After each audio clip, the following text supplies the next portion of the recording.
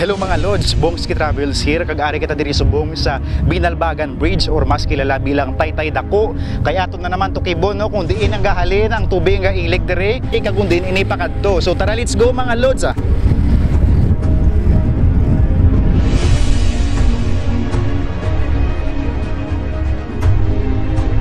Ang suba sang Binalbagan, isa sa makabig naton nga pinakalaba nga suba diri sa aton probinsya Negros Occidental. Kung sa diin ako na naman ginpasuhot ang akon alibangbang diri sa idalom sang Taytay sang Binalbagan.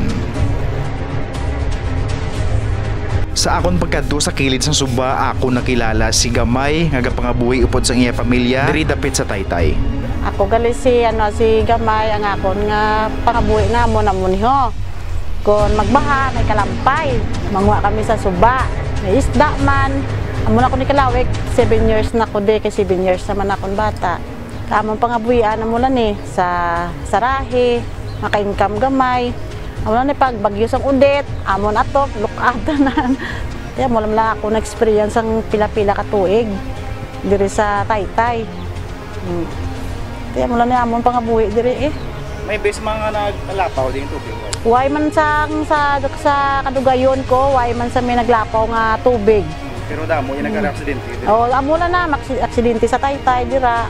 Kun gabi bala mga hubog. Isa ka manami ang storya ni Gamay mga Lods no. Bisan nano kabudlay isang pagpangabuhi, padayon lang Japon na, kapadayon lang sa pagpanikasog kapag binuligay sa pamilya.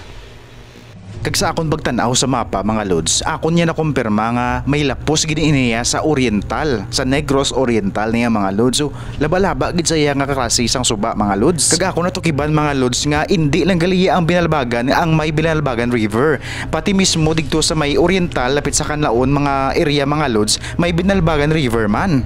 At iambot silingon ang Binalbagan River diri sa Negros Occidental, connected man siya mismo sa Binalbagan River didto sa Negros Oriental. Bugra isa ka manami nga lugar ang Binalbagan mga Lods no diri sa atong probinsya Negros Occidental. Kag makadto kami subong sa may barangay Canmoros para makita naton bla ang exit sang suba diri sa Binalbagan River. Kag palupadan na sang drone mga Lods no. Kita nyo makanami sang sunset kagari timing di mega bangka diri pakadto sa piyak nga sitio nila. Kag amo ini ang sitio na Buswang mga Lods.